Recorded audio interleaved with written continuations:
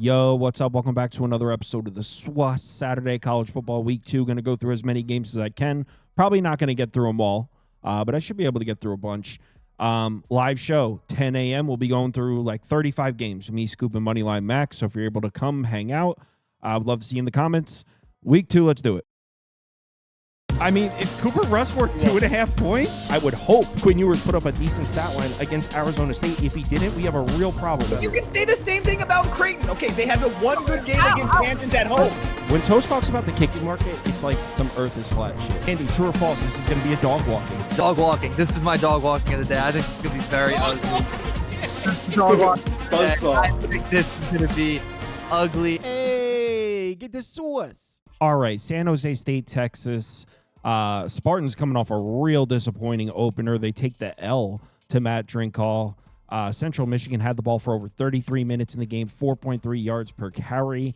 At first glance, this looks terrible. And yeah, it is terrible. It's a really bad opener for San Jose State. There are a few things about that game we need to point out, though. I mean, the final score wasn't exactly an indication. I think it was 16-14, I believe, was the final score.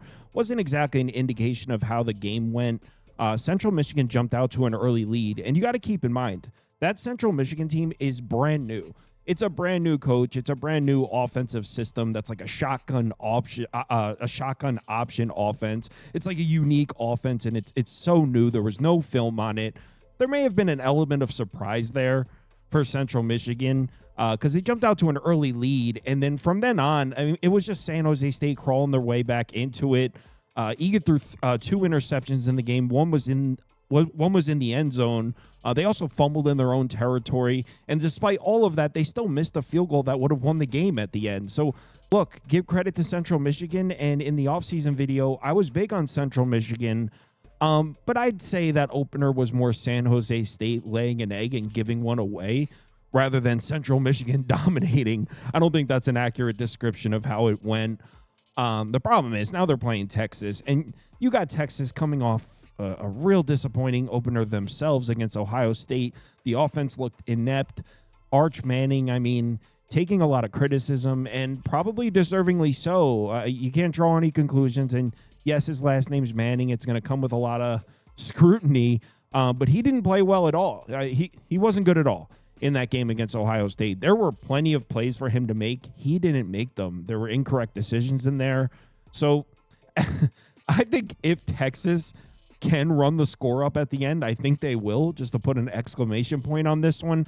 Personally, I think this number is way too high at 36.5. You look at San Jose State, and this team is supposed to be good. This defense brings back most of its defensive front seven, but they were struggling to get off the field against Central Michigan.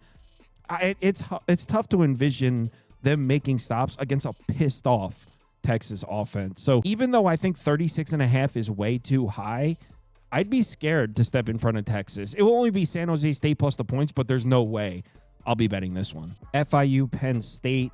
Look, you don't want to overreact to a game against Bethune-Cookman, but we do have to point out that FIU handled their business in week 1. 56.3% success rate on offense. Held on the defensive side, they held them to 25.7%. FIU looked flawless on both sides of the ball. Now, obviously, that's meaningless information before going to Happy Valley to play Penn State. But it's certainly a nice data point for FIU as we get closer to Conference USA play. Remember, this is an offense that took a lot of hits from last season, especially on the offensive line. And last year, there was the injury to Jenkins, and the offense looked good at times, but it as a whole was kind of an inconsistent year for FIU offensively, and there was a lot of questions heading into this year. So an encouraging start to the season for Florida International. All that being said, I mean, let's be honest, they're not doing shit in this game. This is Penn State at home. Penn State could win this game by 40 plus if they want. They didn't cover last week, I don't believe. I didn't bet the game, but it's at 41.5. I guess Penn State minus the points or pass. Illinois Duke. There were 2.5s open at Circa for a while. Got bought up to 3. They raised limits to 10K, 20K, then 30K. Then it was a 3 juice towards the Illinois side. But then we saw some Duke money. We're down to 2 on Circa at the time of recording. Illinois at Duke, we got a good one here. Both these teams handled their business in the opener. No issues on either side. Illinois played Western Illinois, and Duke played Elon. Actually, Duke looked a little shaky against Elon in the beginning, but honestly, who cares? Both handled their business without issue.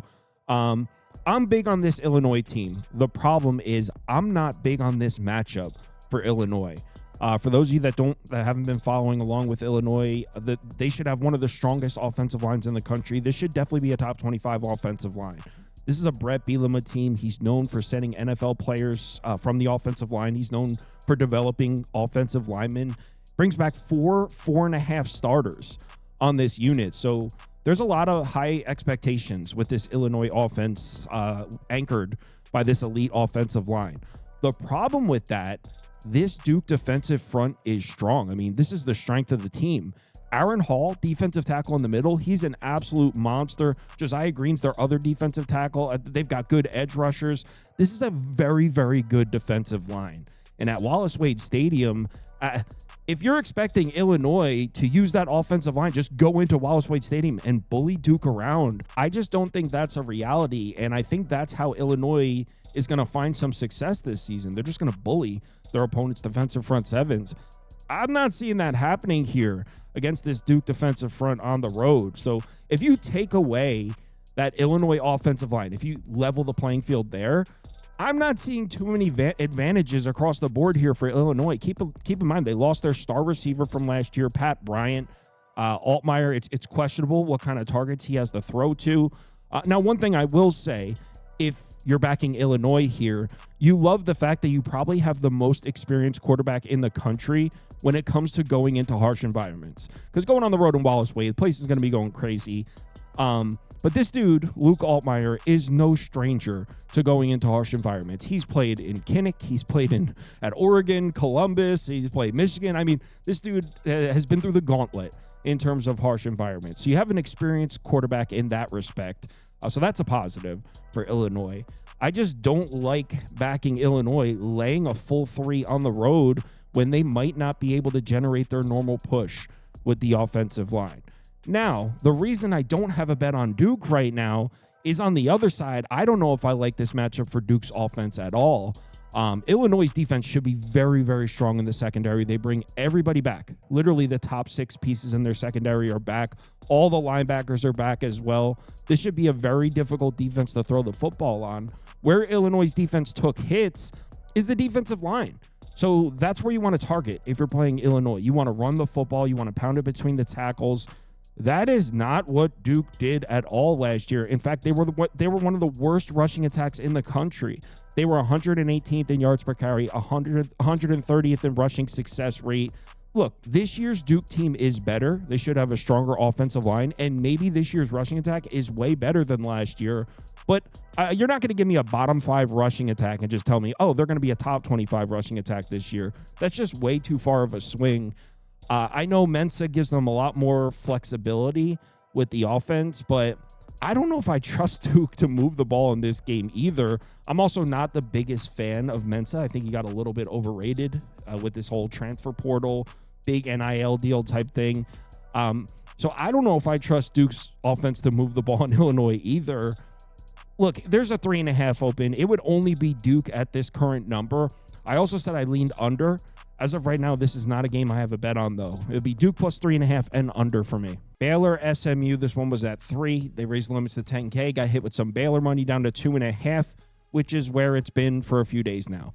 Limits are now 30K, 2.5. Baylor SMU, another good one here. And Baylor showed us some of that offensive explosiveness that we've been hyping up all offseason against a very tough Auburn defense. Baylor shot themselves in the foot a couple times in that game. That was a close football game. Baylor got stopped on a turnover on downs a couple times in the red zone. They also had a bad turnover, I think, in there. But what we did see was Baylor making explosive plays. Baylor was moving the ball in this Auburn defense. The concern for Baylor is on the other side of the ball, and we'll get to that in a second. But Baylor was able to move the ball pretty fluently on this Auburn defense. And keep in mind, this SMU defense, it's not last year's SMU defense. The strength of SMU from last year, everyone talked about Jennings, right? And that kind of made the headlines. The strength of this SMU team last year was the defensive line. they're all gone. I mean, 4 pieces from last year's defensive line are in the NFL for SMU. So that's a brand new unit. They also lose their number 1 and 3 tacklers in the middle, both linebackers. So basically the entire run defense from last year is just gone for SMU. Now it's SMU. They've got plenty of resources. I'm sure they've reloaded just fine. But I don't think there's anything on paper that to indicate that SMU is capable of stopping this Baylor offense from doing whatever it wants. Baylor was piecing up Auburn's defense in the opener. I think Baylor's going to move up and down the field pretty easily in this game. The question comes on the other side of the ball because, like I said before, I have questions about the Baylor defense. If Baylor fails to meet expectations this season, it's most likely going to be because of their defense. And we saw it in the opener. I mean, they couldn't get Auburn's offense off the field. I mean, Jackson Arnold rushed for like 140 yards or something. The time of possession, I mean, they could not get Auburn's offense off the field. And against SMU's offense, who should also be powerful, yeah, it's a concern. I will say, though, one thing about Auburn, I think that might be a top 10 offensive line. They pretty much bring back all of their starters from last year. I think they bring back 4 starters, and they brought in an elite transfer. But that Auburn offensive line should be extremely strong. And I wouldn't be surprised if Auburn's offensive line makes a lot of defenses look like that this year. I think they're going to be generating push like that all season. So we look at that opener and we're like, Baylor's defense, they're getting driven off the line of scrimmage, can't get off the field. I think Auburn's going to make a lot of defenses look like that. And although this SMU offense should be very, very good, I don't think this SMU offensive line is Auburn's offensive line. Keep in mind, they lost their top 2 receivers from last year. They lost their NFL running back. Look, Jennings is the man. SMU's offense is going to be explosive. But in terms of staying on the field, sustaining long drives, I don't see that. I don't see SMU doing quite the same thing that Auburn did. You look at the matchup between Baylor's offense and SMU's defense here. We were talking about this before. I should have said this in the beginning. And this looks like SMU's defense has the edge. They don't. Baylor's offense brings everyone back and should take a step forward. SMU's defense should take a pretty sizable step back. So, yeah, I mean, I grabbed this at open. Baylor +4. I was like, what? I would have this at around a pick, honestly. I have Baylor as a stronger team than SMU this year. So I'm on Baylor +4. What's it at now? 2.5. I'd still play Baylor at +2.5, honestly. I'm on Baylor. Kennesaw State, Indiana. I got to say, this new look Kennesaw State spread offense didn't look nearly as bad as the final score and box score indicated. In fact, it looked pretty good in the beginning. Their first drive, they went 75 yards, scored a touchdown. Their second drive, they turned it over on downs. Third drive, they went 73 yards and missed a field goal. So through 3 drives, they were moving the ball a little bit, only had, 6 points on the board. So it's a little bit misleading. The offense was working a little bit in the beginning. Now, are they going to be able to move the ball in Indiana? Obviously, you would think the answer to that is no. Indiana just did a great job defensively against Old Dominion, who is a group of 5 offense I expect to be very good. If you've been watching, you guys know I'm big on Old Dominion this year. Here's the thing. Old Dominion is a run-first offense all the way with Colton Joseph at quarterback and those RBs. That's a dynamic rushing attack. That's not what Jerry Mack is going to do with this Kennesaw State offense. This is going to be a spread, fast-paced, pass-first offense. That's what Jerry Mack's going to do here, and that's what we saw in the opener against Wake Forest. You look at Indiana's defense, the weakness would have to be the secondary, you would think, even though the secondary is very good. They got an elite corner there in Pons. You would think the weakness has to be the secondary. Cignetti always gives us an elite defensive front, always has an elite run defense. So the weakness of this Indiana defense is going to be the secondary. And I'm looking at Indiana's schedule from last season. How many spread offenses did they see? I'm looking, I don't really even see one on this schedule from last year. Keep in mind, Cignetti gives us, like I said, elite top 10, top 15 run defenses. He did the same thing in James Madison. They had an elite run defense there. That's not what Kennesaw State is. And another thing, this is the Dexter Williams revenge game. If you don't know who Dexter Williams is, that's the quarterback for Kennesaw State, and he was originally recruited by Indiana. He was actually supposed to be the next guy up after Michael Penix. Penix ended up transferring to Washington, and then Dexter Williams couldn't stay healthy. It didn't really work out, and then Indiana obviously ended up bringing in Curtis Rourke. But Dexter Williams was an Indiana recruit. He was actually supposed to be the guy after Michael Penix at Indiana. So this is his return to Indiana. It's a revenge game for Dexter Williams. I think Kennesaw State is going to get the ball in the end zone a couple times in this game.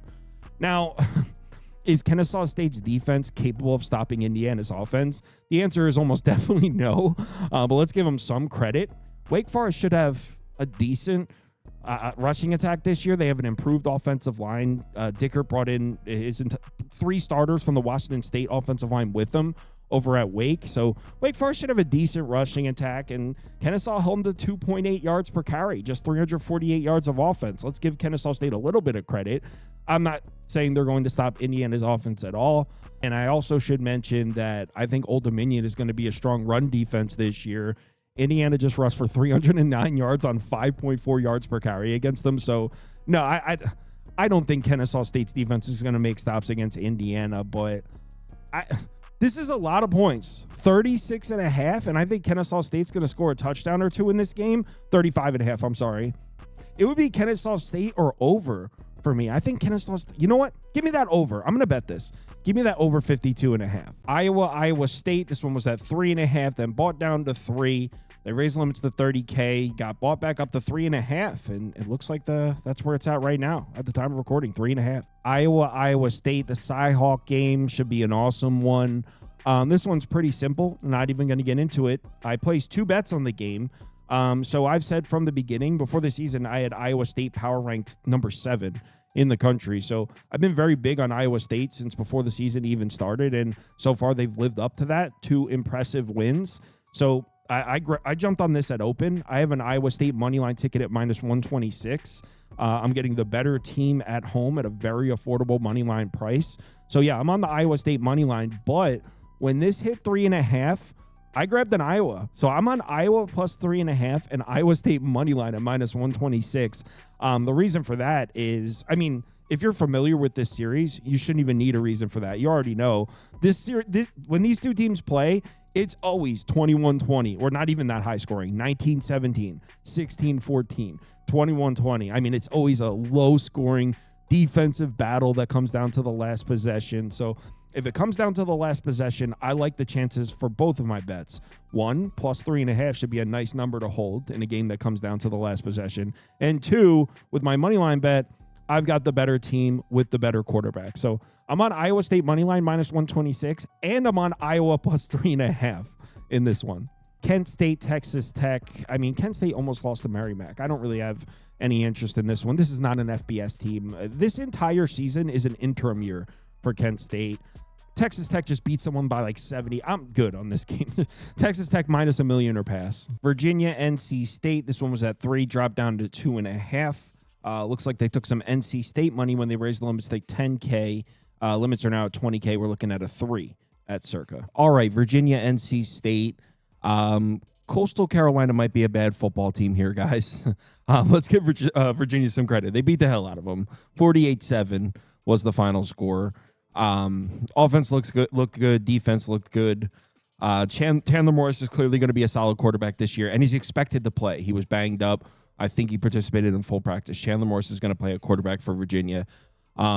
Actually, some decent news on the defensive side as well. If you remember, the story with this Virginia team coming into the season was all the injuries in camp. They were smoked.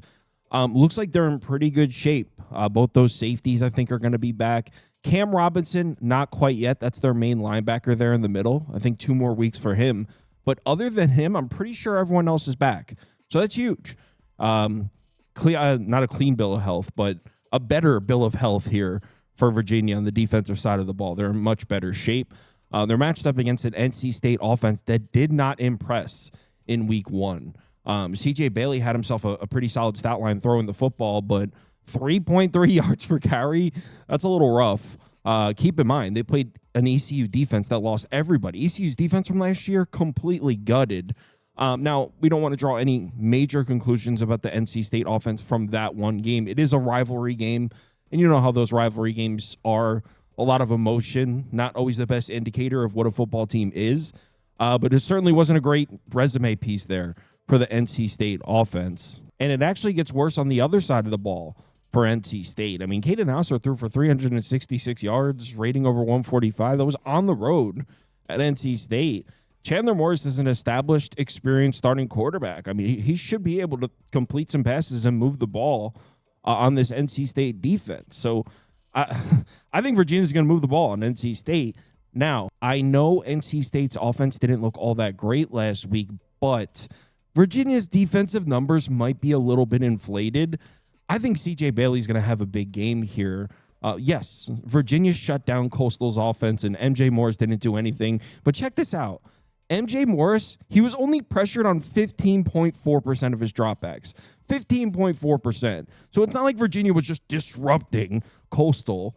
That game, that final score, 48-7, Coastal only scored 7 points. That might have been Coastal's offense is really bad. Honestly, I think that might be the takeaway there. If you only pressure CJ Bailey on 15.4% of his dropbacks, he's going to put up points.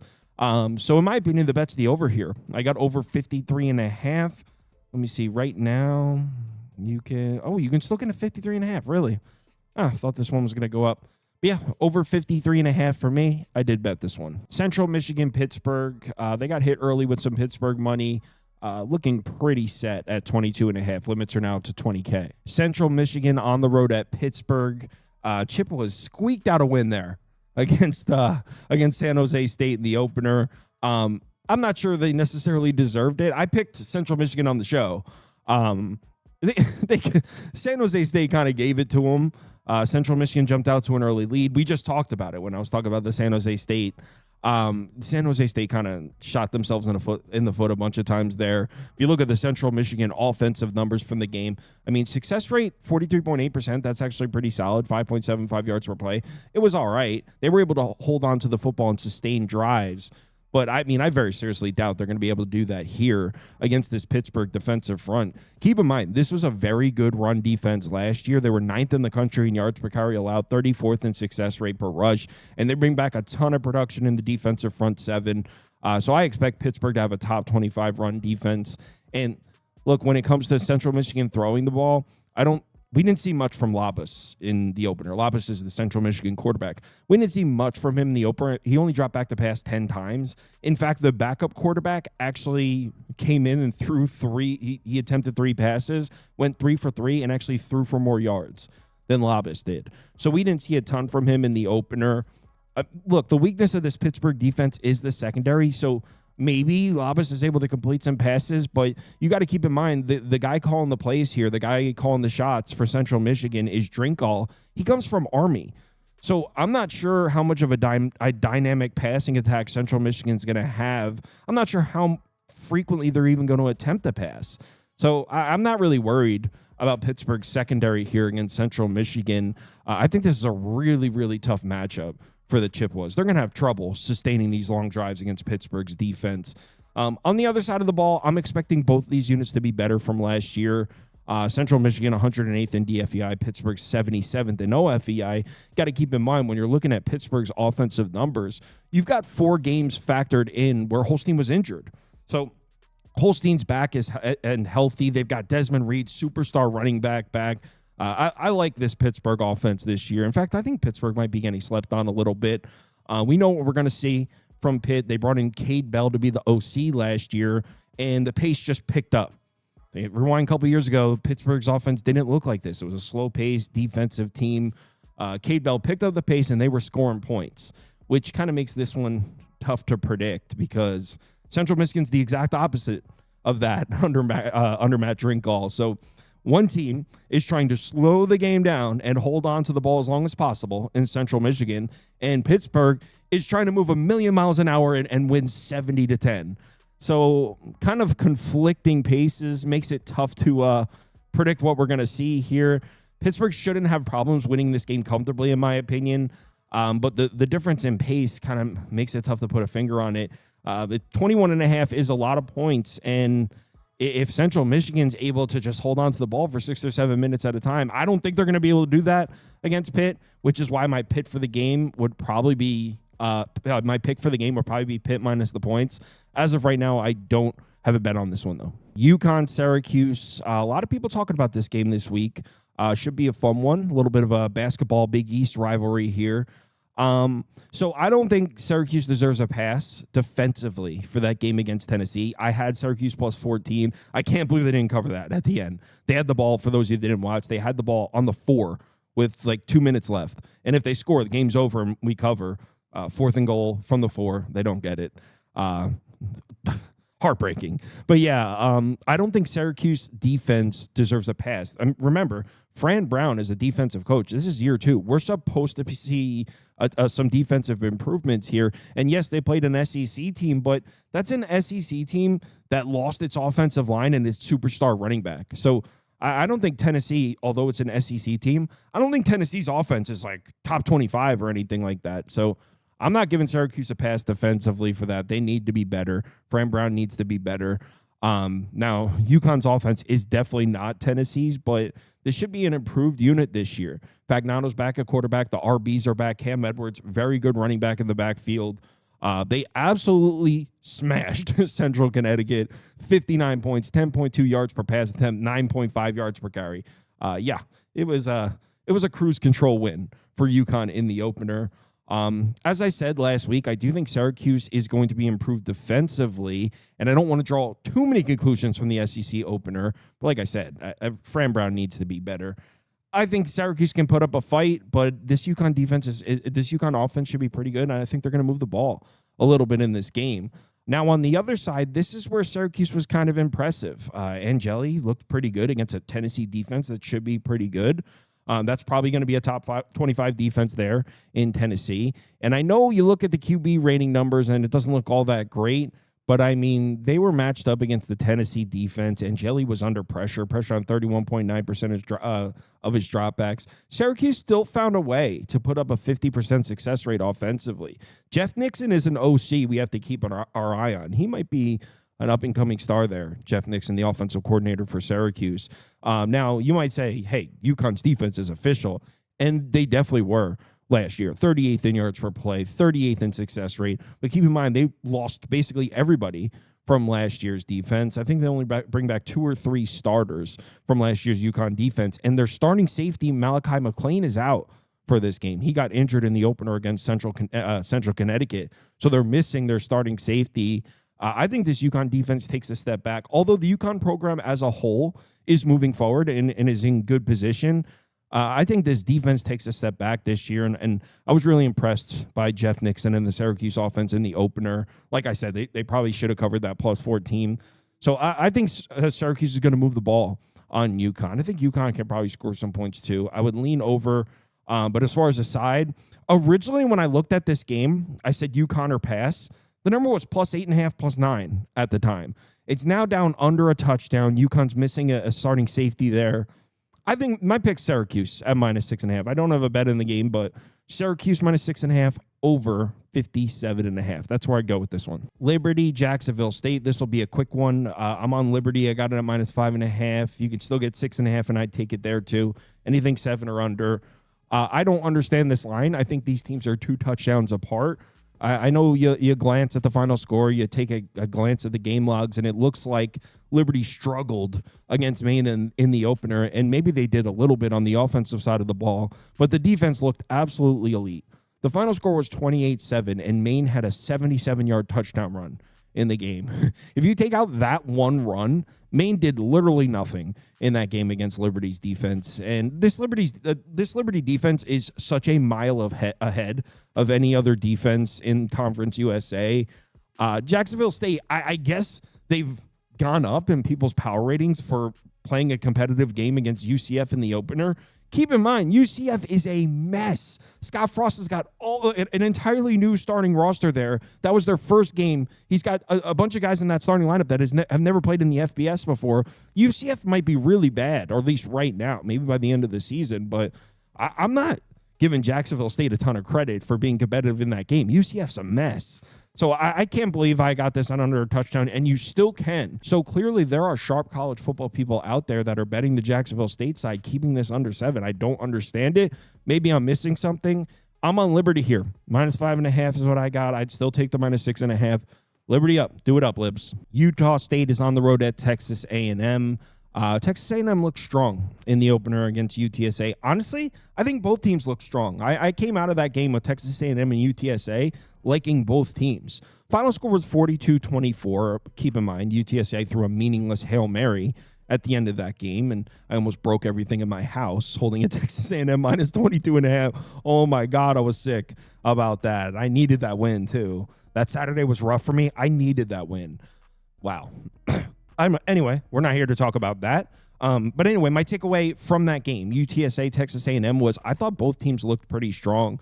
And, honestly, Utah State looked strong as well. They won the game 28-16 against UTEP. Final score doesn't exactly tell the story.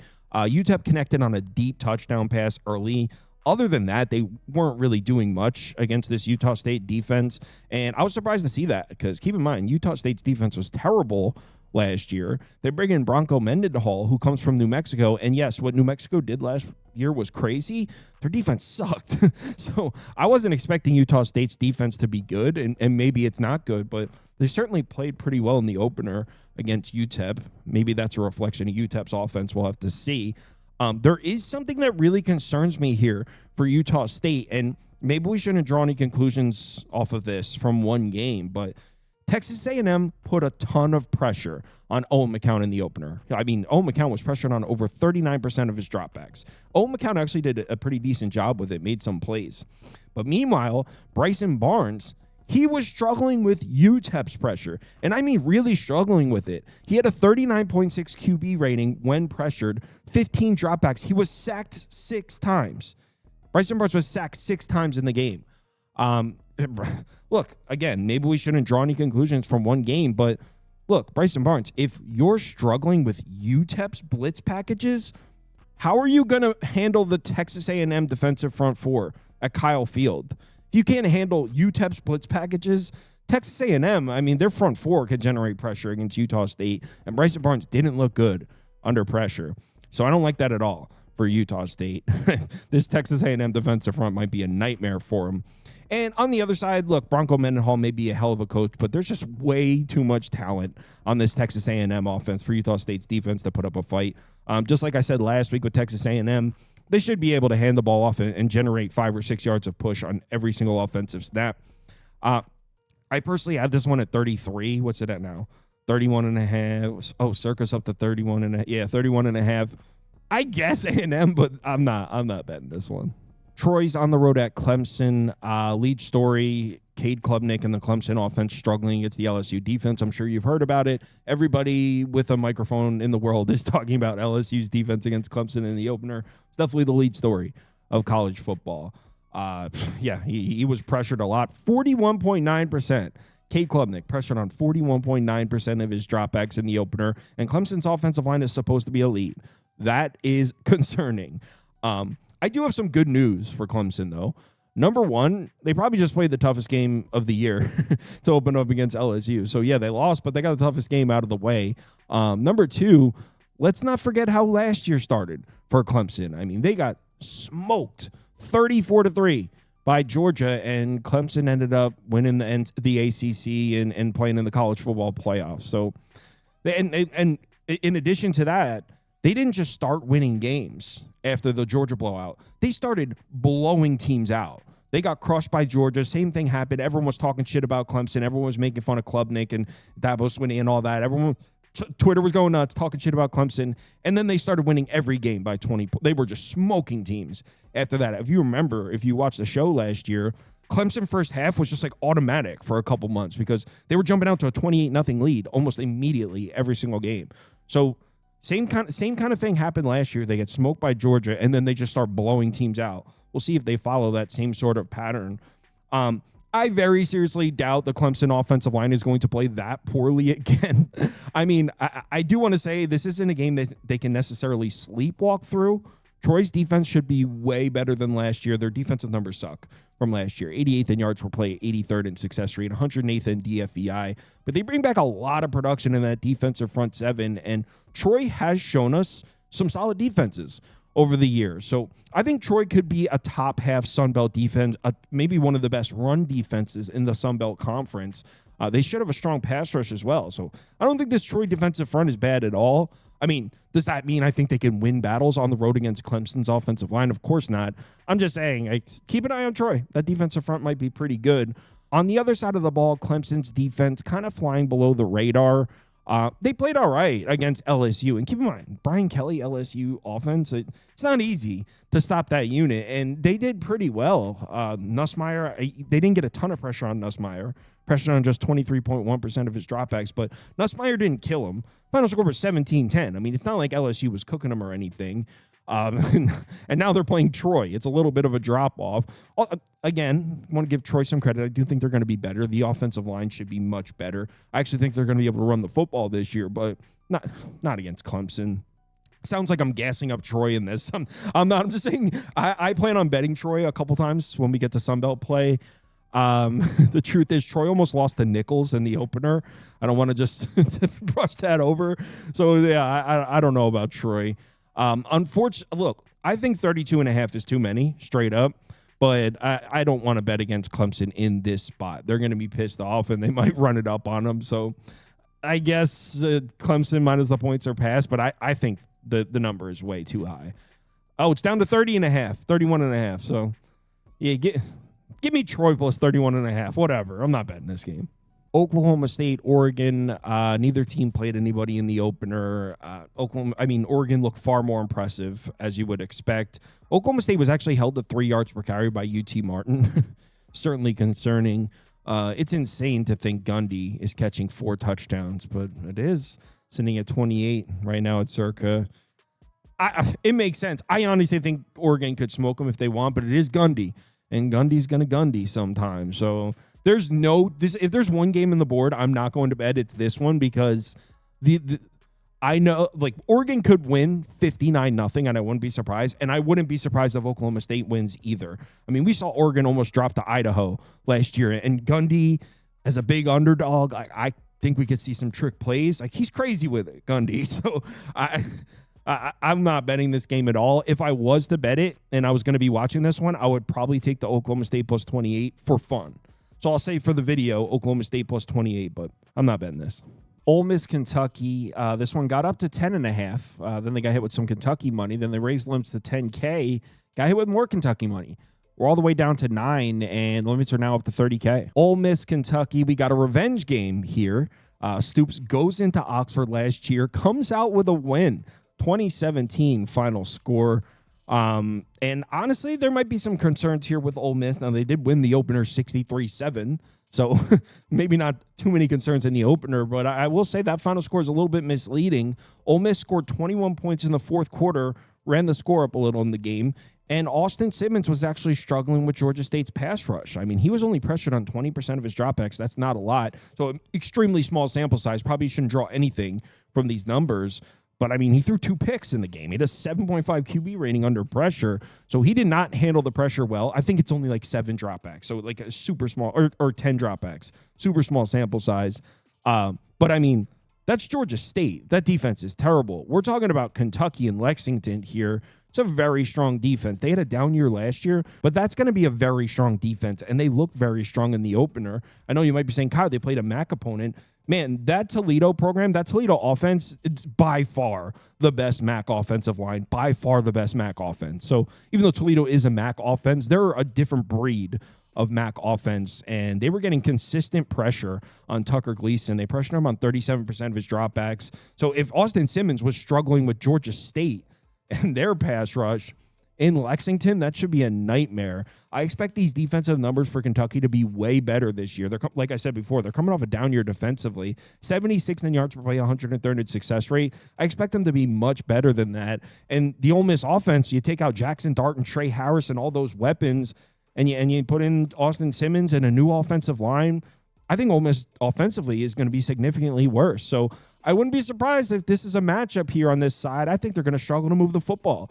against Kentucky. Now, I'm not sure if they're going to get Townsend back at left guard. He missed the opener, is currently listed as questionable. Getting that piece back on the offensive line would be huge. But keep in mind, Kentucky's getting some pieces back as well. That edge rusher, Humphrey Grace, didn't play in the opener. He should be back, and they like him a lot. I mean, he was as a true freshman and sophomore at South Dakota. He was the Missouri Valley Conference Defensive Player of the Year, first team FCS All-American. He didn't play in the opener. Humphrey Grace. He's going to play in this game, and their quarterback, their main corner there, DJ Waller, he was limited in the opener, and he should be good to go as well. So the Kentucky defense is healthier than they were in the opener. I think this is going to be a good unit, and I think Austin Simmons is going to struggle. The reason I don't have a Kentucky bet right now, I might. My pick is Kentucky, full disclosure.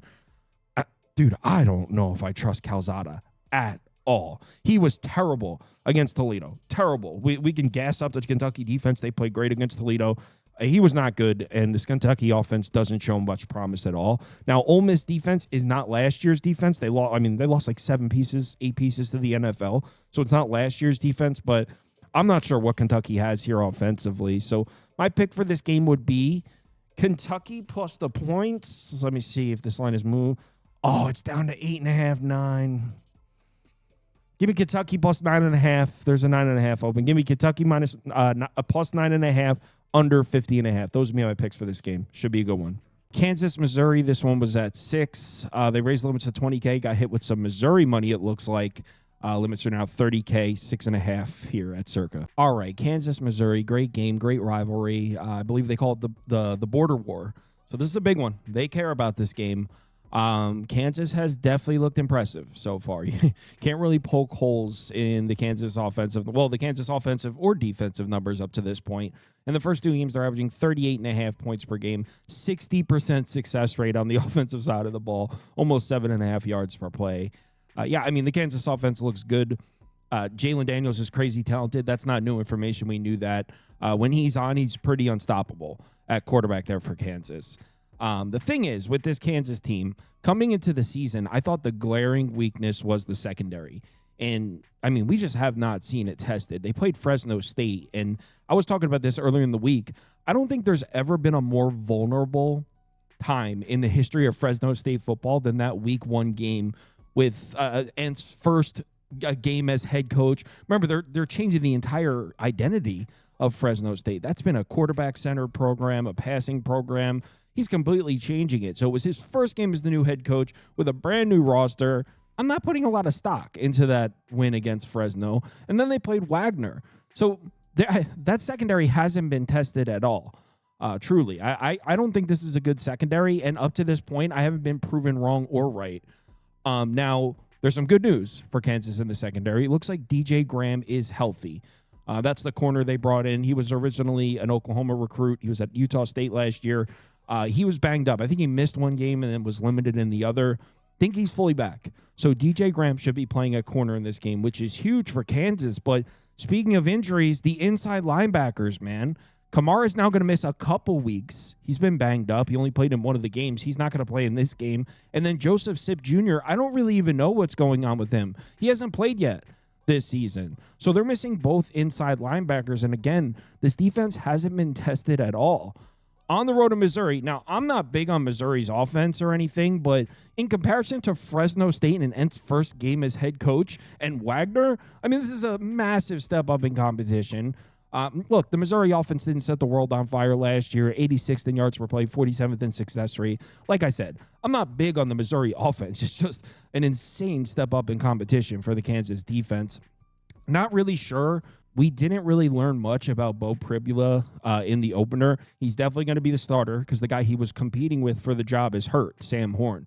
So Beau Pribula is definitely the starter. Put up a monster stat line in the opener against Central Arkansas. So, who cares? I'm not throwing a parade for throwing for 283 yards and 2 touchdowns against Central Arkansas.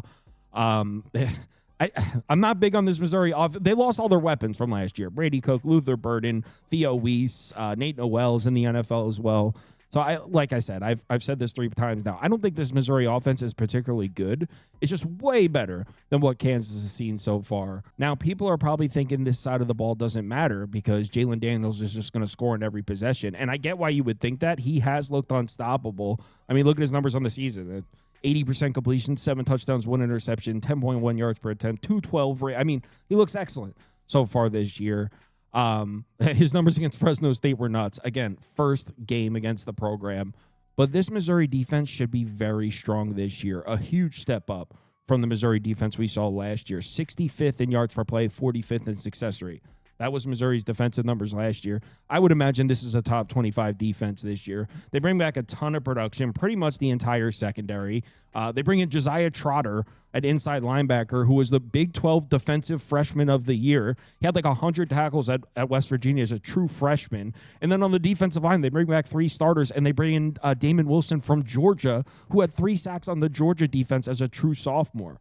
So this Missouri defense is going to be very strong by far. The toughest thing we've seen, the toughest thing Kansas has seen up to this point. And I know people are saying he was injured at the beginning of last season, but let's not forget Jalen Daniels was a turnover machine early in the year last year. I could see him throwing a pick or 2. I've got Missouri by a touchdown here. It's up at 6.5. I don't know. There's too much uncertainty in this game. Do I really want to lay 6.5 points with Bo Perbula at quarterback, a quarterback I know nothing about? The answer is no. If I wanted to bet Missouri, there were 5.5s flashing throughout the week. That's probably what I should have done. But yeah, as far as where it sits right now at the current price, I'll take Missouri minus 6.5, under 15.5, but I will not be betting this game. Miami of Ohio on the road against Rutgers, and Rutgers offense, man, Callie McManus looked good. 199 QB rating in the opener, 18 of 23. He was excellent when given a clean pocket, excellent under pressure. He actually saw some pressure, too. I mean, Ohio pressured Callie McManus on 34.6% of his dropbacks, handled it extremely well. A 138 QB rating when pressured. So if you're a Rutgers fan, on this side of the ball, you're pumped. Rutgers offense might be really strong this year. It's something we haven't seen in a while. Now, that was against an Ohio Bobcats defense that basically lost everybody. This is a completely different matchup because Miami of Ohio is probably going to be one of the strongest, if not the strongest defense in the MAC conference. I would probably take this defense even over Toledo's. Not the offensive side, not even close. But this defense should be very, very good. So this is definitely a step up in competition for Rutgers. But, I mean, I think this offense is strong. And at home, I think they're going to move the ball on Miami of Ohio, despite it being a pretty tough MAC defense. The bigger question comes on the other side of the ball in this game because Rutgers defense, man, what a tough break for Rutgers defense. Last year, right before the season, they lose Muhammad Torrey, who was their inside linebacker, captain of the defense, leading tackler. They lost him for the entire season right before the 2024 year started. Now, 2025, what happened? They brought in Doug Blue Eli, defensive tackle through the transfer portal, supposed to be the anchor in the middle of that defense, out for the season. Back-to-back years, the Rutgers loses a key defensive piece, out for the year, right when the season started, right before the season started. I mean, it's heartbreaking. Sucks for the Rutgers defense, and it showed. Ohio lit them up. I mean, Parker Navarro, this dude is Aaron Rodgers. I mean, his numbers were crazy. Now, DeQuan Finn, certainly talented. I don't think he has the surrounding talent on this Miami of Ohio offense that Parker Navarro has on with the Ohio Bobcats offense. But I don't trust this Rutgers defense at all.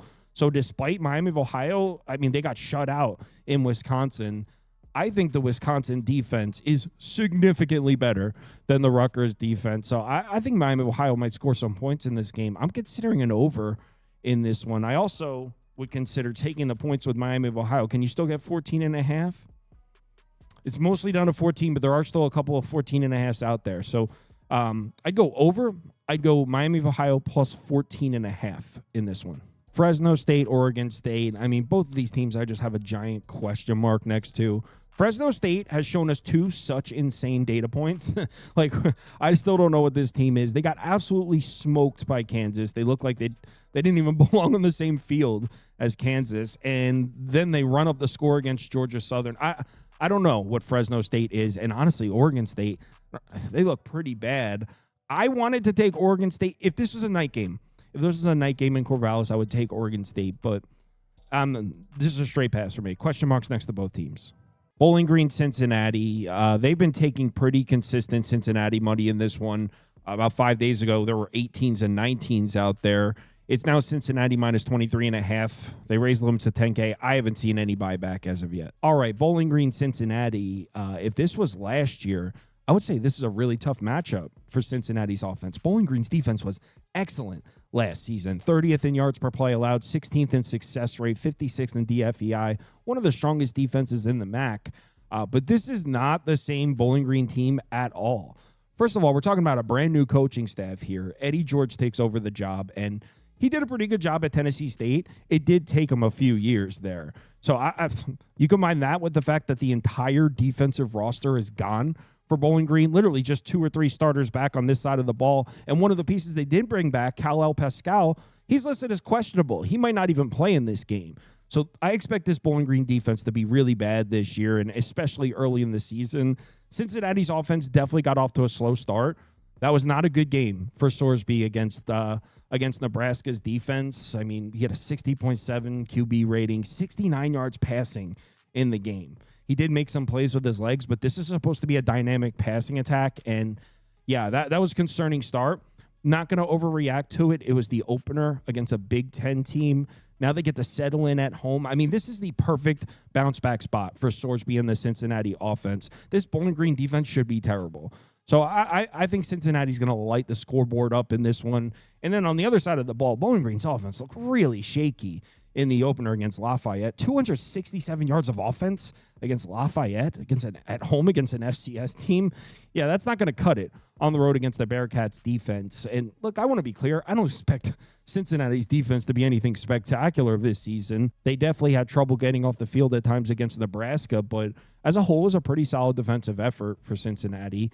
They shouldn't have problems making stops against Bowling Green. I do want to point out, though, Ormani Arnold is doubtful for this game. So Cincinnati should be missing a corner. Regardless, I got a great number in this one. I have this closer to 28. I got a Cincinnati minus 20. What's it at now? 22.5. Honestly, I would still play it. I got a great number, but I still think 22.5 is playable. So I'm on Cincinnati. I think they run away with this one.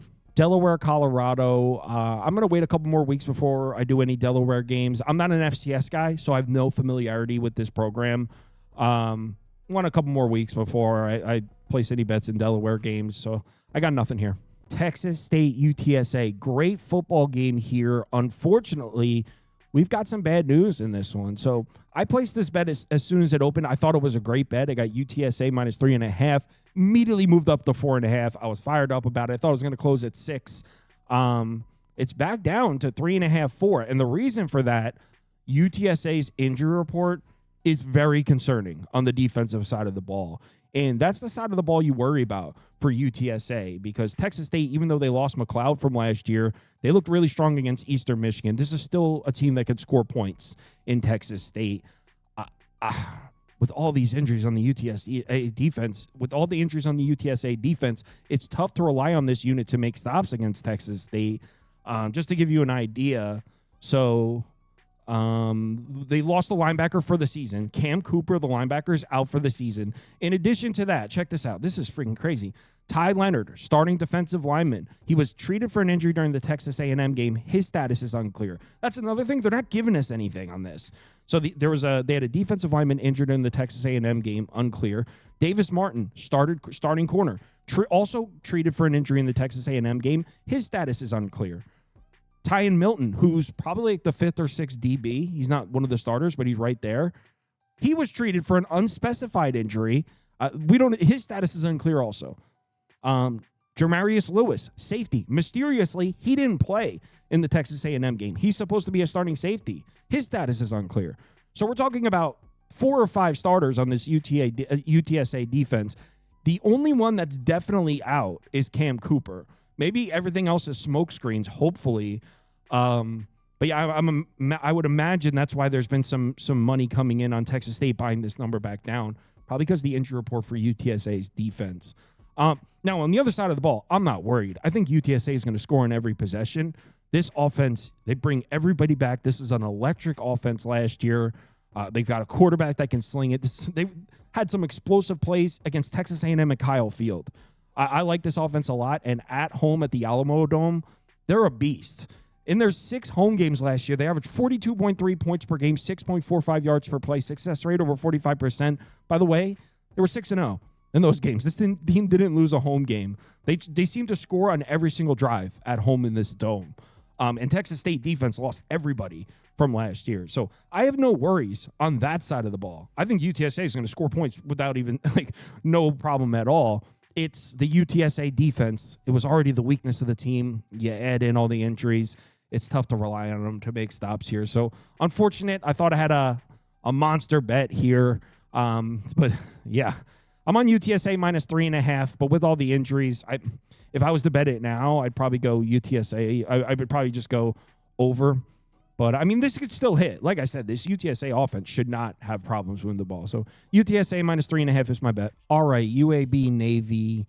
If you watch the offseason video, you know I'm big on Navy this year. And they definitely didn't disappoint in the opener against VMI. I mean, they dominated both sides of the ball. Now they're matched up against UAB. And, look, offensively, they look pretty good in the opener against Alabama State. And I honestly think there might be some reasons to be optimistic about the UAB offense this year, but defensively, holy shit. They gave up 42 points, over 56% success rate, and 7.91 yards per play to Alabama State last week. There's just nothing on paper that indicates UAB's defense is capable of making stops and getting off the field against this Navy offense. I mean, keep in mind, we're talking about one of the worst run defenses in college football last year. They were 117th in yards per carry allowed, 129th in success rate per rush against Navy, who's got one of the most dynamic rushing attacks. And this is a new era of Navy football where we're seeing some explosive plays in there. So, I mean, yeah, Navy completely lit them up last year. Final score was 41-18 in Birmingham, but it's actually worse than that. It was 31-3 late in the third quarter. UAB scored a couple of touchdowns late to make it look a little better, but Navy was absolutely killing them. And on that side of the ball, I don't think there's any reason to doubt that exact same thing happens again. Now, on the other side of the ball, I think there's a case for UAB scoring some points here against Navy. Keep in mind, when they played last year, Jacob Zeno was still playing quarterback. Well, once they made the switch over to Jalen Kitna, that UAB offense started looking much better, and Jalen Kitna's back this year. And like I said, in the opener, the offense they scored 52 points. So I think this UAB offense is significantly better than it was last year. They're not going to be able to stop Navy's offense, but I think they can throw the ball and score some points on Navy. Look, in Annapolis, it's tough to make a case for UAB being competitive in this game. I do think 21.5 is too many, though. So it would be UAB plus the points for me in terms of a side. I think it gets up and over. I'm looking at, 59.5 across the board. I think it gets up and over. I'd step on a duck on last night as a guest. He liked the over a lot. So I think my pick in this game would be the over, and I lean towards the Blazers, man. So over 59.5, UAB plus 21.5. Ooh, it looks like the 21.5 are gone. Oh, no, you can still get one on the ESPN bet. So UAB plus 21.5, over 59.5 for me. North Texas, Western Michigan. This one's pretty much sitting at a flat 10. Limits are now up to 20K. Not a ton of action in this one. North Texas, Western Michigan, and this is a weird one because of what we saw in the openers from both teams. So if you're unfamiliar with North Texas, Eric Morse has been there for 2 years. This is going to be his third season at head coach. They have a pretty clear identity. They're going to score a shitload of points. They've had a top 10 offense back-to-back years. And they're going to give up a shitload of points. They've had a bottom 25 offense back-to-back years. So electric offense, no defense. That's been the identity of North Texas the last 2 years. Now, they bring in Skylar Cassidy, who's the defensive coordinator from Sam Houston last year. And what do? In the first game of the season, they pitch a shutout against Lamar. 2.2 yards per play. An elite defensive performance. Now, it is Lamar. It's an FCS opponent. We don't want to go crazy. But North Texas doesn't shut people out. That's not what we know about North Texas football. So that's what people are talking about in the North Texas football world. They're pumped. They believe they have a defense this year. Now, do we jump to that conclusion after just one game against an FCS opponent? Obviously not, but it's certainly encouraging.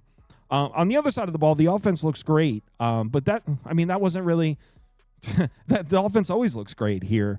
But it's good to see the new quarterback, Mestamaker, fit right in. 329 yards, 10.3 yards per attempt, 3 touchdowns, no picks. He was essentially perfect against Lamar. And Western Michigan's defense should be terrible this year. I'm using the word should. Last year, they were a terrible defense, and they lost everybody. Not to mention, they lost that elite offensive line and the quarterback and the running back. They lost the offense. They had an offense that was good on staying on the field. So they had an offense that was helping them out last year defensively, and they were still bad. And they lost everybody. So they should be bad. That being said, I mean, Western Michigan just went into East Lansing, and I'm not going to say they played an excellent defensive game, but they were all right. I mean, they held Michigan State to 23 points, 4.94 yards per play. 48.6% success rate isn't good. They had trouble getting off the field. But with Aiden Childs, and Michigan State's got some big play receivers there, they limited the big plays against Michigan State. As far as Western Michigan defense goes, they played great in the opener. So I don't really know what to think because I thought this defense was going to be terrible, and they came out and played good. And then North Texas defense, they're always a terrible defense, and they just played an elite game. So kind of weird to see both these teams play good defensive games in the opener because that's not what I was expecting. Well, maybe not what I was expecting. That's not what we're used to seeing, I should say. In terms of the Western Michigan offense, it was absolutely terrible against Michigan State. They scored 6 points in the game, and those 6 points came on a late pick six. So the offense scored 0 points. They averaged 3.81 yards per play, success rate below 23%. The Western Michigan offense was basically as bad as you can possibly get in the opener. And look, Michigan State's a Big Ten program, but Michigan State's had a low-end Big Ten defense for years, so certainly not encouraging. That being said, home against North Texas defense, it really comes down to, do you believe that this new North Texas defense is a thing? Do you believe North Texas has a defense now? Certainly the market seems to, because they're laying 10 points on the road in this one. I think laying 10 on the road is a little much. I also think the Western Michigan offense looks a little bit better. Brock Lowry, they're using like a 2-quarterback system. Brock Lowry can use his legs. I think they can sustain some drives. Look, North Texas may have a defense. Skylar Cassidy may have been the perfect hire. I get it. I'm not just going to lay 10 points on the road because of one defensive performance against Lamar. I'm going to need to see more than that. So for me, it's Western Michigan plus 10. Also, I've talked to some people that really like the under in this one. It's all the way down to, it's down to 56.5 now. So they've bought it down. But I've talked to some people who really like the under in this one. So Western Michigan plus 10 for me, or I'd be tailing an under. Middle Tennessee, Wisconsin in Madison, and Middle Tennessee. What in the hell? If you didn't follow along with week 1, Middle Tennessee not only lost to an FCS opponent, they got smoked 34-14. And if you're unfamiliar with Middle Tennessee football, they bring back Vadiato at quarterback and pretty much the entire offense. And that's what Middle Tennessee is. They're an offensive program. They've got like a 3 or 4 year starter there at quarterback who can sling it. That's usually what Middle Tennessee's identity is. They score points. They can't really make stops. They outscore their opponents, or at least they try. That's kind of what Middle Tennessee is. Their offense in that game, 14 points, success rate under 29%, 2.59 yards per play.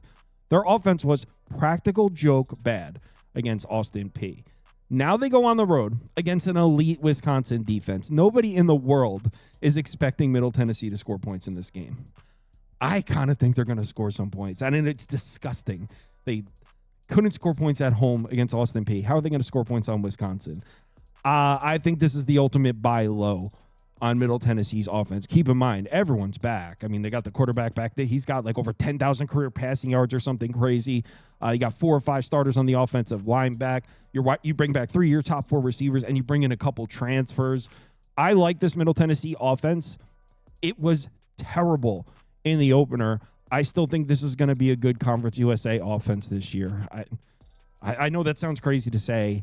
I wouldn't be surprised if Middle Tennessee receives the opening kick, drives right down the field, and it's 7-0. And everyone in the world's like, what? Because everyone in the world is penciling in Middle Tennessee to score 0 points in this game. I think they're going to get the ball in the end zone a couple times. Because Middle Tennessee sucked against Austin Peay. Wisconsin's defense just pissed a shutout against Miami, Ohio. 28.2% success rate, 2.93 yards per play. No one's expecting Middle Tennessee to score points in this game. I think they're gonna score a couple touchdowns. You got to keep in mind the type of offense that Middle Tennessee is. They take shots. They throw the ball downfield. They're an all or nothing type of offense. And when it's off, it looks bad. But all it takes is a couple plays. I mean, they could score 14 points in 2 plays. They take shots down the field. And look, it wasn't working in the first one, but it could work. They could connect on a couple of those. Like I said, they've had experienced quarterback and experienced receivers. So, yeah, I think Middle Tennessee's going to get the ball in the end zone a couple times. I mean, on the other side, I can't make a case for Middle Tennessee making stops. Their defense has been terrible for years. They do bring back some production from last year's defense, but this is a terrible defense last year. It was a terrible defense the year before that. On the road in Madison, I want to say against Austin Peay, it was their offense that lost them that game. Their defensive numbers weren't really that bad. Yeah, Austin Peay scored 34 points, but they only averaged 4.78 yards per play. So it's not like the defense was terrible, but still, they're not making stops in Madison. So I like the over. Oh, and by the way, Billy Edwards Jr. is not going to play in this game at quarterback for Wisconsin, which looks like the total dropped down to 44.5 now. I'm considering taking an over here at 44.5. Danny O'Neal is going to be playing quarterback for Wisconsin. He's experienced. He's not elite or anything, but you don't need to be elite to score points on Middle Tennessee. Sure, Wisconsin's slow-ass pace definitely hurts, but 44.5. Wisconsin could score 44 by themselves. Yeah, give me the over here, 44.5. I wouldn't be surprised if I actually end up betting this over 44.5. West Virginia, Ohio. Good news for West Virginia is Ohio's defense looked terrible in the opener in Piscataway. Rutgers offense basically did whatever they wanted. Final score was 34-31. Rutgers had a 50% success rate, 6.65 yards per play in the game. Callie McManus was absolutely piecing him up. 137 QB rating with a clean pocket, a 138.1 when pressured. Callie McManus was excellent. Remember, this is an Ohio defense that got gutted from last year. Basically, the entire defensive front seven gone. So I don't expect this Ohio Bobcats defense to be good this year. I will say we should see a better effort from them. I mean, on the road in Piscataway, now they're at home. We should see a better effort from them in this one, but I don't think this is going to be a very good defense this year. West Virginia's offense, obviously a little bit of a question mark. Rich Rod's first year there, all new pieces. How long does it take to get things going? It certainly got off to a slow start in the opener. They scored. Their offensive numbers on the game look great, but it was kind of a close game there at halftime or in the third quarter. They got off to a slow start. They kind of ran it up a little bit at the end. So these offensive numbers from West Virginia week one, they don't tell the whole story. They're a little bit misleading. But regardless, like I said, I don't think this Ohio defense is any good. So even though I'm not really sold on the West Virginia offense yet, they should be able to move the ball against this defense. The problem for West Virginia is going to come on the other side of the ball because Parker Navarro, this dude is Aaron Rodgers, and I don't know where it came from. Parker Navarro got benched last season. He got benched. He looked terrible. The Ohio offense was awful. He got benched, got his starting job back like a game and a half or 2 games later. And since he took his starting job back last season, this Ohio offense has just been insane. It's been nuts. I mean, obviously they went on to win the MAC championship game. Parker Navarro does it again on the road in Rutgers. Ohio's offense, 7.1 yards per play. Parker Navarro threw 3 touchdowns. He's also a really good athlete. He can use his legs. So West Virginia, their defense was historically bad last year. I know they looked elite against Bob Morris, but I don't expect them to be a very good defense either. So it would have to be over for me. What is this number sitting at right now? One sec. 58.5. Yeah, give me over 58.5. I'm not going to be betting this one, though. In terms of a side, I would probably lean towards Ohio plus the points at the 3.5. But, yeah, no bet on this one. South Florida. This was at 18. It dropped to 17. They raised limits to 10K. They got hit with some Gators money. It's up at 18 now. They just raised the limits to 20K. All right, South Florida on the road in Gainesville. We all know what happened in the opener. South Florida pulled it off. Everyone watched. 34-7 was the final score. And I feel like the final score doesn't – it's not really indicative of how this game went. It's being talked about as if this was an ass beating. And I mean, 34-7 is a convincing win. South Florida didn't look that good in the game. A lot of what happened in that game was Boise State shooting themselves in the foot. And this is coming from somebody who picked South Florida in the game. And this is coming from somebody who has been gassing up South Florida all offseason. I had them picked as a dark horse candidate to win the conference. So I like the South Florida team, and I picked South Florida in that game. I'm just saying, Boise State, check this out. In that game in South Florida, Boise State lost 3 fumbles. They also had 3 turnover on downs in South Florida territory. I mean, come on. You talk about shooting yourself in the foot. Still, 34-7, South Florida was the better team. They deserved to win. I'm just saying the gap between South Florida and Boise is not 34-7 at all. In fact, if those two teams played again at the same location, the line would probably be Boise minus 4.5. It wouldn't be adjusted that much. But still, huge win. I just want to pump the brakes a little bit on the South Florida hype.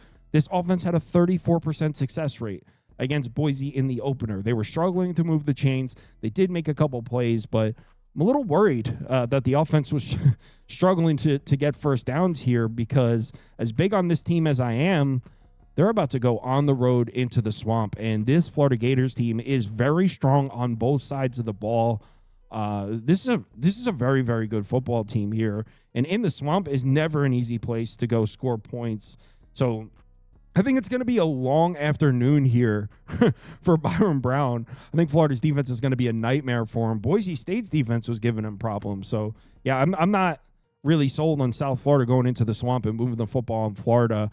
I will say on the other side of the ball, though, South Florida's kind of perceived to be a bad defense and have been for years. But Todd Orlando, and you guys are probably sick of hearing me talking about Todd Orlando, but he's got this defense trending in the right direction. It was pretty much the biggest reason for my bet on South Florida in the opener.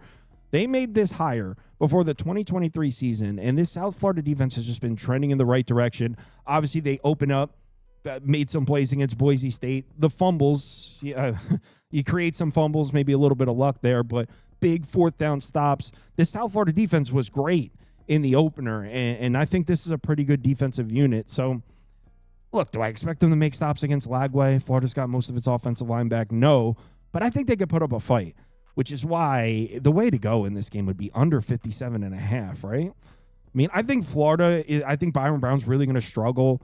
17.5, 18's too many, so I can't lay the points with Florida. In fact, it would probably be a lean towards South Florida at that number, but I think the better bet is the under. You can get there's no 57.5s left.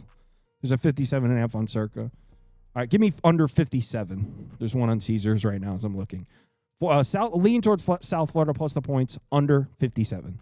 Arkansas State, in-state rivalry for the first time. These two teams have never played before, which is cool.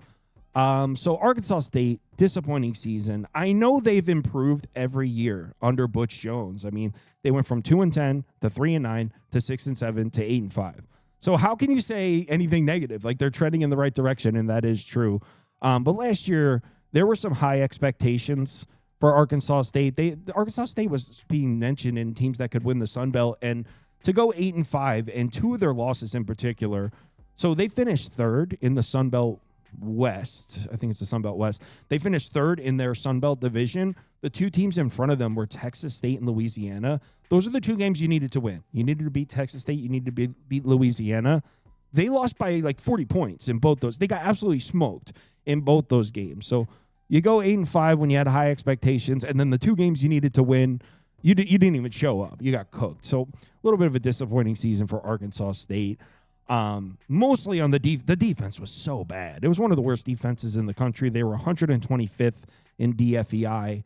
I will say I think they made a great hire, though, in Nate Drayling. They bring Nate Drayling in to coach the defense. He was with Michigan State for a few years. He was with Utah State last year, but it was a weird situation.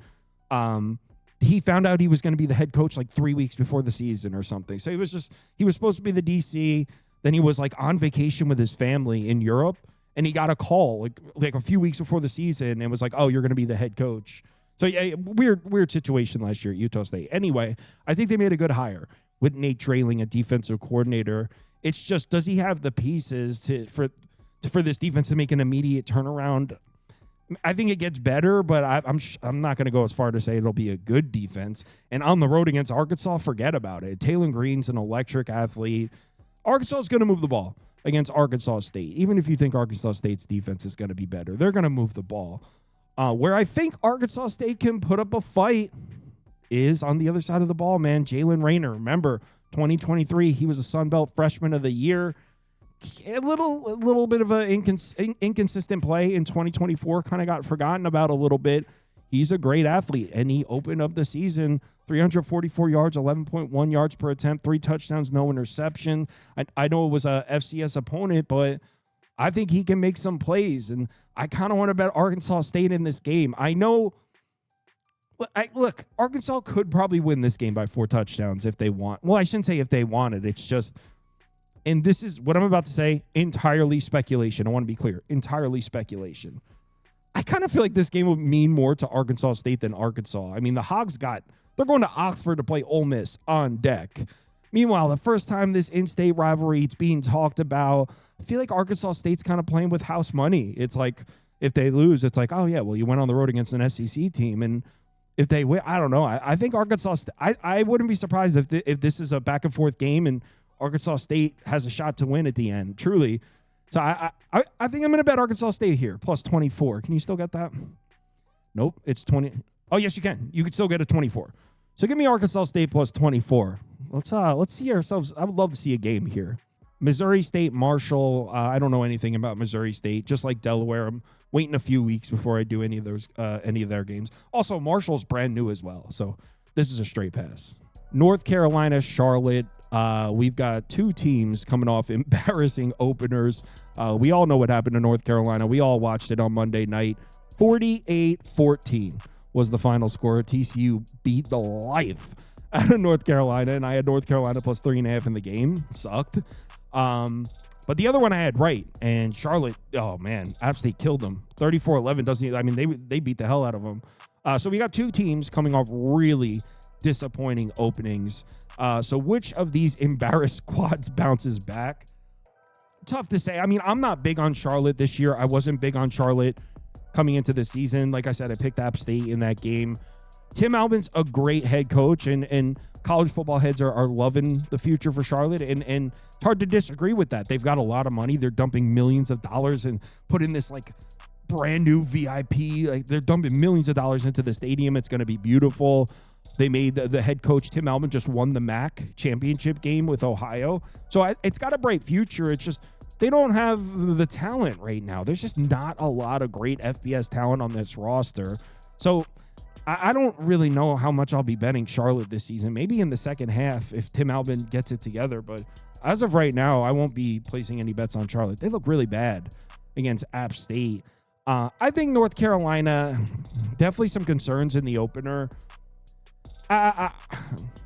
This is a little bit, I think they might be better with Max Johnson at quarterback. Or at least if there's one team that can afford to roll forward with a backup quarterback, it's North Carolina. They've got Max Johnson.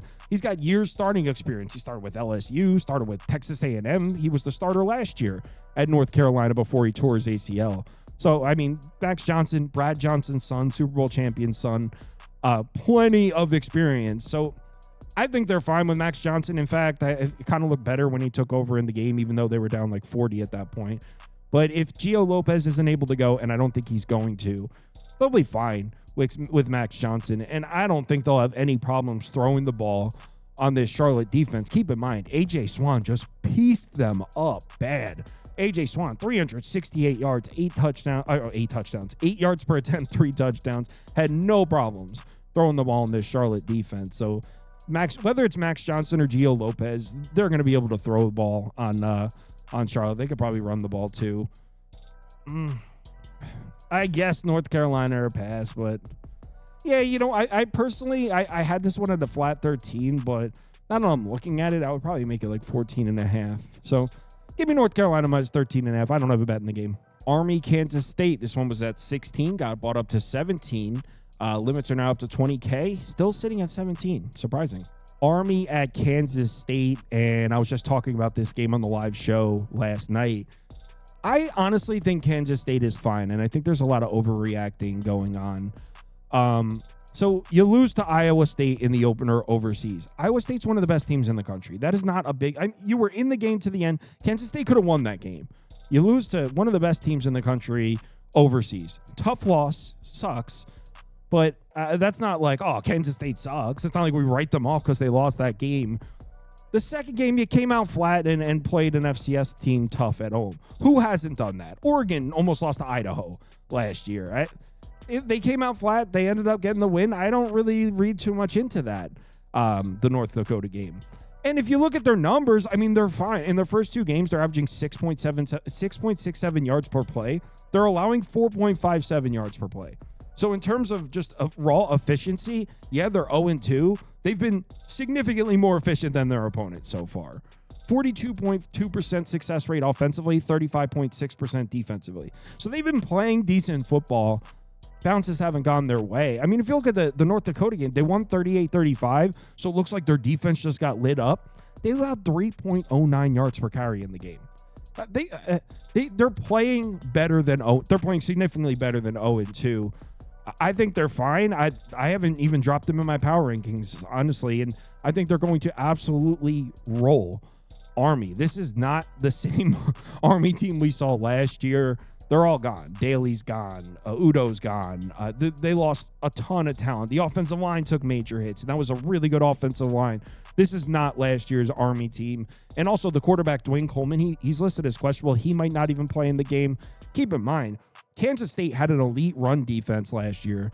They bring back mostly everyone in the front seven. Army's going to really struggle to move the ball in this game, and Kansas State can call this game conservatively and still win by 3 touchdowns. So I bet this one. I'm on Kansas State minus 17. You could still get it. Kansas State minus 17. Houston Rice. This one was at 12. They raised the limits to 10K. Took some Houston money all the way up to 14, which is where it's at right now at the time of recording. Limits are 20K. All right, Houston's on the road in Rice here for this Texas battle.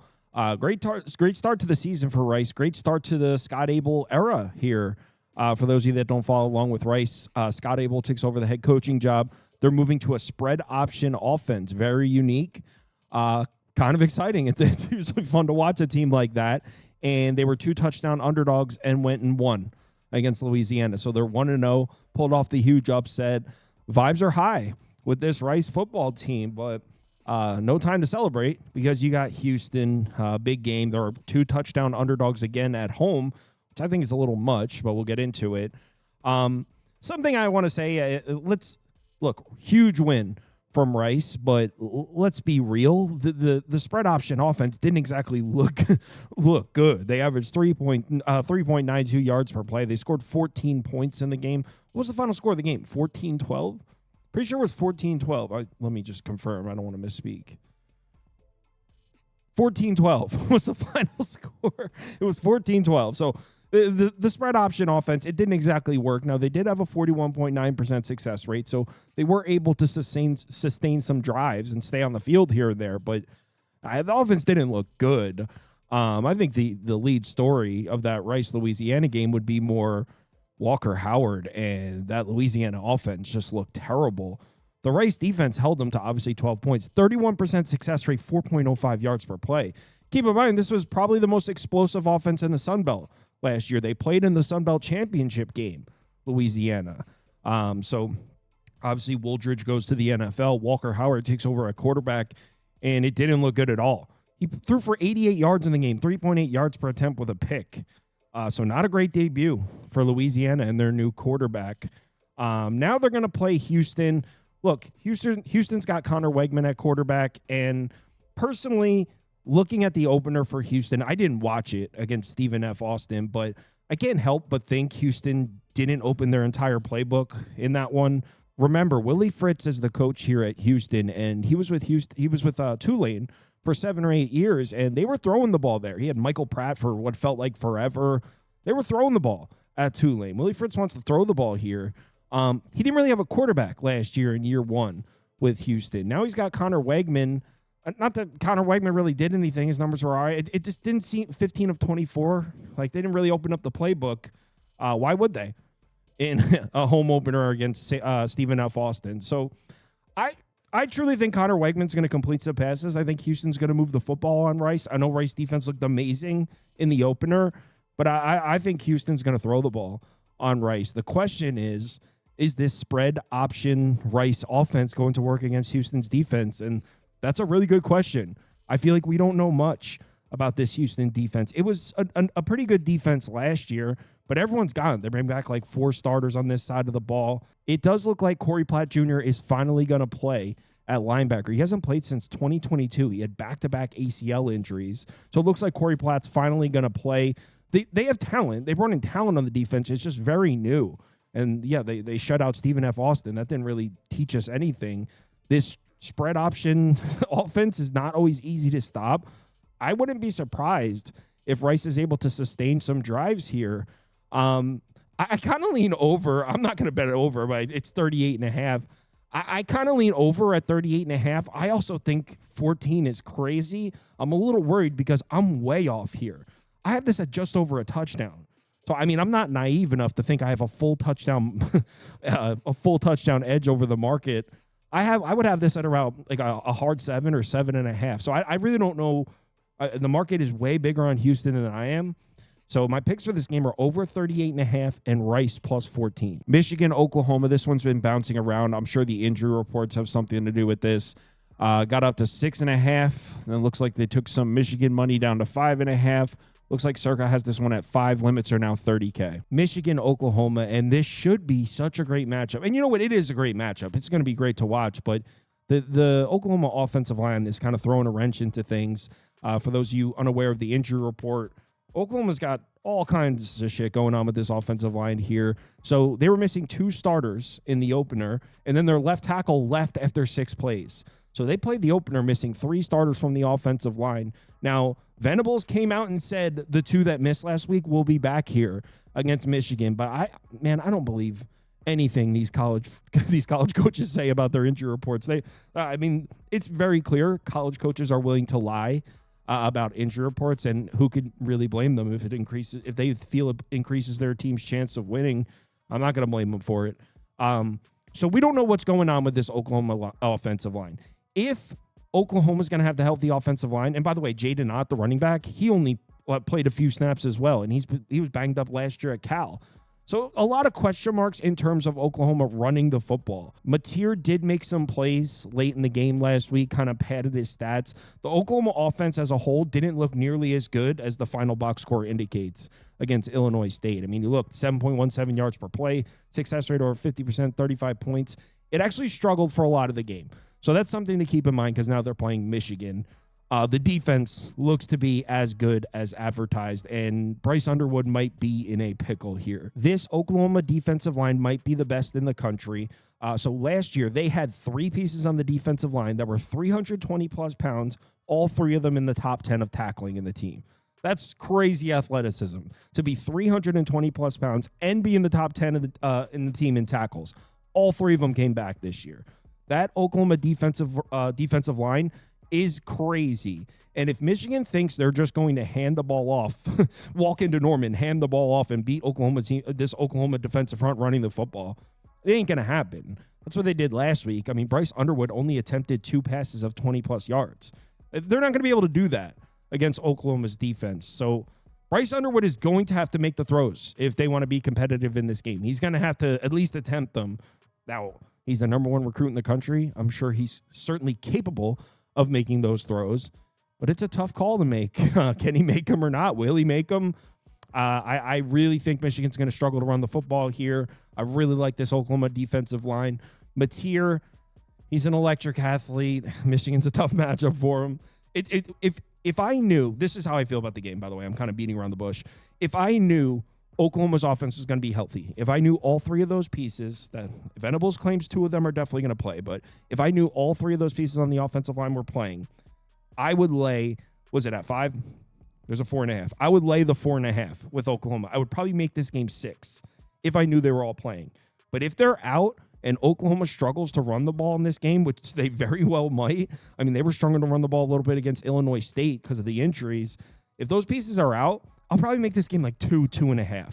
So it's just a huge gap. We're sitting at 4.5, 5, right in the middle without knowing the status of those offensive linemen. It's tough for me to zero in on anything. I'll say Oklahoma minus 4.5, but I haven't bet the game. Maybe I place a bet late when I get an injury update, which we're not going to get. Unfortunately, the injury report is making it tough to make a final decision. So should be a great one to watch. Oklahoma or pass. Arizona State, Mississippi State. This one was at 7. They raised the limits to 10K. Looks like they got hit with some Mississippi State money. It's down to 6.5, and the limits are now up to 30K. Still sitting at 6.5. Arizona State, Mississippi State. This is like the fourth time I've talked about this game this week, so I'll be brief. You guys know how I feel. Last year, Mississippi State on the road in Tempe, they're laying a touchdown. Mississippi State is laying a touchdown on the road at Arizona State. They actually gifted Arizona State a couple of touchdowns early. Arizona State had a big lead at half, and then Mississippi State came all the way back, and it came down to the wire. So it was a close game. Arizona State won. Mississippi State was laying a touchdown. Fast forward a year later, Arizona State is now laying a touchdown in Starkville. This seems crazy. Seems like an overreaction to the Cinderella run that Arizona State went on last year. You got to keep in mind a lot of those games for Arizona State could have flipped the other way. That team could have been 7-5. I've said that a number of times. Not that they don't deserve credit. I'm not trying to shit on them or anything, but the idea, you got to think of it this way. So Mississippi State was laying 7 in Tempe. Now Arizona State is laying 7 in Starkville. It's about a 19-point swing. A 19-point swing in a year's time. I don't get it. I think that's an insane overreaction. I probably would make this game 3, 2.5, 3. Honestly, I think Mississippi State's live. I have Mississippi State +7. Really like the offense. Blake Shapen is healthy. Remember, last year he spent most of the year injured. They've got 2 really good RBs back there in Booth and Bothwell. Arizona State's defense, they bring back production, but it wasn't particularly a great defense last year. They were 30th in yards per play allowed, 68th in success rate. I think Mississippi State's going to be able to move the ball pretty easily in this game. Now, is Mississippi State's defense going to be able to make stops? No, I'm sure Sam Levitt will move the ball and score some points. Why the total for this game's like, what is it, 58.5, 59? Yeah, it makes sense. But I don't know how you lay 7. I think Mississippi State might win this game. I'm on Mississippi State +7. Yes, I would still take it at the 6.5 where it is now. I actually can't believe it's still 6.5. I thought this would have dropped further. Mississippi State up. Louisiana Tech, LSU, just the ultimate quote-unquote sandwich spot. LSU, the huge home opener. The defense showed out. LSU's defense was the talk of college football all week going into Death Valley, shutting down Clemson's offense. Clemson's highly touted, high-powered offense. Now they're at home against Louisiana Tech. They immediately have the Gators, Florida on deck. So the ultimate quote-unquote sandwich spot. That being said, it is their home opener in Baton Rouge on Saturday night. Place is going to be going crazy, especially after last week's win. Place is going to be nuts. So by no means am I implying that LSU will come out flat or anything. Louisiana Tech's defense comes out and pitches a shutout. I cannot get a feel for Sonny Cumbie. Last year, I thought for sure he was going to get fired. They bring in Jeremiah Johnson, the coach of the defense last year, and their defense jumps from 132nd to 70th. So they saw a huge increase in defensive production with the new DC, Jeremiah Johnson. But my take, Jeremiah Johnson saved Sonny Cumbie's job because Jeremiah Johnson came in to coach the defense, and Louisiana Tech actually had a good season. Jeremiah Johnson leaves. He goes to Coastal. So I'm like, oh, okay, Jeremiah Johnson's gone. The defense is going to go back to shit. Sonny Cumbie's going to lose his job this year. Well, they come out and pitch a shutout against their rival, Southeast Louisiana. 3.64 yards per play allowed. So maybe Sonny Cumbie just knows how to build a defense, and I was completely wrong. Wouldn't be the first time. So I'd said under a pass, 37. Is that a 37? It's a lot of points. I'd say under a pass, maybe Louisiana Tech plus the points are pass, but don't have a ton of interest in this one. Vanderbilt, Virginia Tech, awesome game here. Revenge game. Vanderbilt got them on opening day last year. I think Virginia Tech was laying like 13 on the road in Vandy. So another game where we've seen a huge flip from last year. Nowhere near the Arizona State, Mississippi State flip, but pretty significant flip. This game's at about a pick'em right now in Blacksburg, which is kind of crazy. Safe to say Kyron Jones struggled in the opener. We all watched it. Wasn't his best showing. You can point at the fact that he was pressured on 44.7% of his dropbacks, so he was under siege there from the South Carolina defense. I mean, it seemed like every single time he dropped back, that guy, Dylan Stewart on South Carolina, was right in his face. So he had a lot of pressure, but he had like I don't have it open in front of me. He had like a 60 QB rating from a clean pocket. So he was just rattled. He was way off. It was a terrible game from Kyron Jones. Even at the end of the game, there were opportunities for him to make plays. He didn't make them. So yeah, terrible game for Kyron Jones. All-time low is Kyron Jones stock. I think we buy because this is a completely different environment. Now he's at home against Vanderbilt's defense, and this Vanderbilt defense did not have a good pass rush last year. 114th in pass rush grade, 110th in pressure rate. So he's going from under siege away from home against the South Carolina defensive front to home against the Vanderbilt defensive front. So I like that. Now, good news for Vanderbilt's defense is Owatra.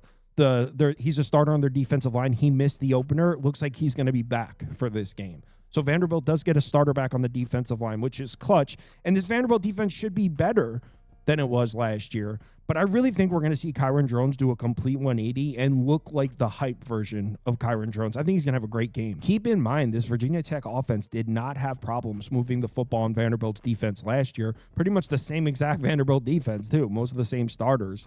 That was week 1 on the road in Vandy. They got off to a slow start. I think it was like 17-0 Vanderbilt in the game.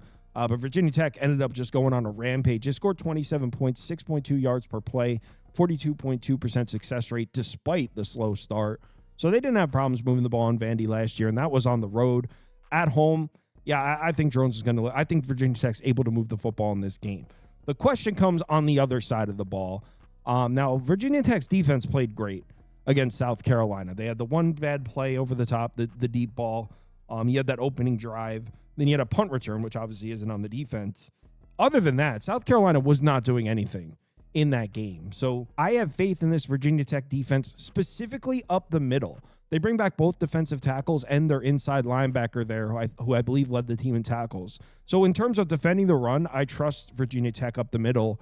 They did lose both their edge rushers, and they might be vulnerable against the pass. But it's Vanderbilt. It's Pavia. He can throw the ball, but that's not really what Vanderbilt's trying to do. They're a run-first program, and Pavia likes to run. So this is a tough matchup for Vanderbilt. And I was looking at Vanderbilt's game logs from last year. All of Vanderbilt's electric moments, well, not all, most of Vanderbilt's electric moments where they would just like shock the world, they pretty much all came at home. There's actually some bad performances on the road, and this place is going to be going crazy. They play the Metallica song, this is a really tough environment for Pavia. Not that I think he'll crumble under the pressure, but I think Vanderbilt's going to struggle to move the ball. I originally looked at this and I was thinking over, but the more I looked at it, this got down to a pick and I took it. I'm on Virginia Tech money line here at a pick 'em. I think the Hokies get them. Tech up. Tulsa, New Mexico State. I don't even know why I included this one in there. We talked about it on the live show, so I just happened to have the notes open. Look, in terms of overall, I guess, vibes, the word I'll use, Tulsa's by a mile. They're actually pretty optimistic in Tulsa right now. Trey Lamb's talking about using an air raid offense, and we didn't really see the air raid, quote-unquote air raid offense in the opener, but it's because they didn't really need to throw the ball against Abilene Christian. They scored 35 points in the game, 6.55 yards per play. Tulsa looked great in the opener. New Mexico State, not so much. Well, New Mexico State's defense looked great against Bryant, but they were struggling to move the ball against a Bryant defense that's not even a good FCS defense. Concerning. That being said, a little bit of an overreaction here. Are we crazy? We're laying 4.5, 5 points on the road with Tulsa now. Like, I get it. New Mexico State might be 134th, 135th. They're one of the worst teams in the FBS. I get it. Maybe outside of Kent State, Missouri State, they're down there. But Tulsa's not too much farther ahead of them. I think laying 4 on the road is crazy. I'm not betting this game. New Mexico State +4 pass. This is not a bet for me. I just happen to have the notes open, that's all. San Diego State, Washington State. I bet this one as soon as I saw it open at 3. I would still bet it at +1.5. I think San Diego State should be laying a couple points here. I think this is the better team. Washington State's going through something right now. Dickert leaving. I don't even think that team really has an identity. But more so on the other side, I think the entire world is sleeping on San Diego State. Boise State drops their opener to South Florida, and everyone's talking about, who's going to jump up and who's got a chance to win the Mountain West. And I hear every single Mountain West program under the sun being named, except San Diego State, who I feel might be in the best shape. First of all, everyone seems to have forgotten that Sean Lewis was winning games at Kent State just a few years ago. He had Kent State scoring points and going 5-3 in conference. Kent State, he was winning there. Goes to Colorado in 2023. They relieved him of his play calling duties, even though the offense was electric. I won't even understand that. The Coach Prime, whatever. I think he was kind of the scapegoat. Regardless, takes the San Diego State job. In year one, he has no quarterback. And everyone's like, Sean, he sucks because of one bad year with no quarterback. Well, he feels he has a quarterback now in Denagel. He's got some receivers that can make big plays. He brings back basically the entire defense. I think this San Diego State team is going to be one of the strongest in the Mountain West. I do.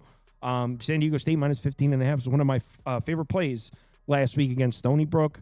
Grabbed it as soon as it opened. San Diego State +3. I'd still take it at +1.5. I think they win. Thanks for watching. Again, the live show's at 10 a.m. Eastern time. It'll be more rapid fire. We're gonna go through like 35 games, so it'll be quicker. It's more of like a fun, just shouting picks out, talking shit type of thing. So if you're able to make it, would love to see you in the comments at 10 a.m. Eastern time. Let's have a great week too. Please remember to bet responsibly. Talk to you later.